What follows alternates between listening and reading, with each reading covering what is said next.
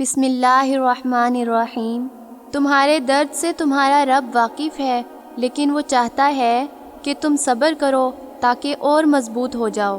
دنیا کا سب سے مشکل کام اپنی اصلاح کرنا ہے اور سب سے آسان کام دوسروں پر تنقید کرنا ہے۔ لوگوں کے ساتھ ان کے کردار کے مطابق نہیں، بلکہ اپنی تربیت کے مطابق رویہ اختیار کریں۔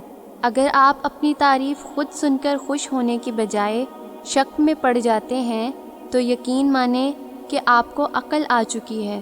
کام کرنے والوں کی قدر کرو، کان بھرنے والوں کی نہیں۔ اگر آپ کو کسی کے کردار کا اندازہ لگانا ہے تو یہ دیکھو کہ وہ ہنستا کس بات پر ہے۔ ہم لوگ نیک بننا نہیں، صرف نیک دکھنا چاہتے ہیں اور نیک کہلانا چاہتے ہیں، حالانکہ یہی منافقت کا سب سے اعلیٰ درجہ ہوتا ہے۔ دنیا میں مخلص ہمیشہ پیچھے رہ جاتا ہے اور چمچے ہمیشہ بازی لے جاتے ہیں۔ علم اور غرور کی سزا انسان کو دنیا میں ہی مل جاتی ہے۔ غم انسان کو عقل مند بناتا ہے۔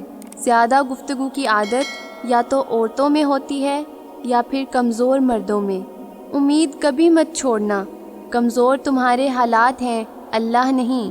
اس دنیا میں انسان کا نقصان مال اور جان کے چلے جانے کا نہیں، بلکہ انسان کا سب سے بڑا نقصان کسی کی نظر میں گر جانا ہے۔ دوسروں کی زندگی کو جہنم بنا کر سجدوں میں جنت ڈھونڈنا خود فریبی کے سوا کچھ بھی نہیں۔